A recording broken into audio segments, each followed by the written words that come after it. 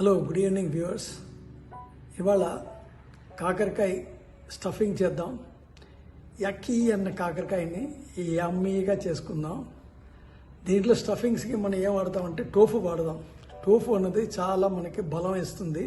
దాన్ని ఉల్లిపాయలని చిన్న చిన్న ముక్కలు కట్ చేసుకున్న ఉల్లిపాయలు, జీలకర్ర, కొంచెం ఉప్పు, పసుపు, కొద్దిగా గరం మసాలా వేసుకుంటే కొంచెం ఇంకా టేస్టీగా ఉంటుంది. ఇవన్నీ కలిపి కాకరకాయని నిలువుగా కట్ చేసి లోపల ఉన్న గింజలను తీసేసి దీంట్లో ఈ స్టఫింగ్ పెట్టుకుని దగ్గర పెట్టి దాన్ని మైక్రోవేవ్లో 7 minutes దాన్ని హీట్ చేస్తే కొద్దిగా పెనంలో నూనె వేసి ఈ హీట్ చేసిన 7 minutes హీట్ చేసిన కాకరకాయలని స్టఫ్ చేసిన కాకరకాయలు దాంట్లో పెట్టి మూత పెట్టి ఒక 7-8 minutes దాన్ని ఉడకనిస్తే మీకు బ్రహ్మాండమైన చాలా యమ్మీగా బలమైన కాకరకాయ. పిల్లలు వద్దు వద్దు చేదు అంటారు, కానీ ఈ కాకరకాయ తిన్నాక అందరూ మళ్ళా కాకరకాయని అడుగుతారు.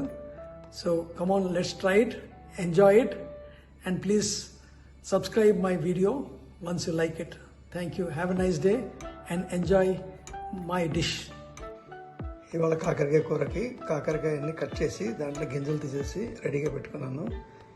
ఇటుపక్క వచ్చి టోఫు, ఇది ఉల్లిపాయలు, ఇది జీలకర్ర, అది కారం, పసుపు, ఉప్పు, గరం మసాలా ఇవన్నీ మిక్స్ చేసి దీంట్లో స్టఫ్ చేసి మైక్రోవేవ్లో పెట్టి 7 minutes పెట్టి అప్పుడు కొద్దిగా పెనంలో కొంచెం నూనె వేసి ఇవి పెట్టి దాంట్లో దాన్ని ఉడకబెట్టాలి. దెన్ వీ విల్ గెట్ యమ్మీ కాకరకాయలు. ఆ స్టఫ్ని కొంచెం నూనె వేసి కలపాలి. నూనె వేసి కలపకపోతే బాగా విడివిడిగా ఉంటే దాంట్లో ఉంటుంది. అది దాన్ని కొంచెం నూనె వేసి కలిపి దాంట్లో స్టఫ్ చేయాలన్నమాట. ఇదిగోండి మీ కాకరకాయ కూర టోఫుతో స్టఫ్ చేసింది.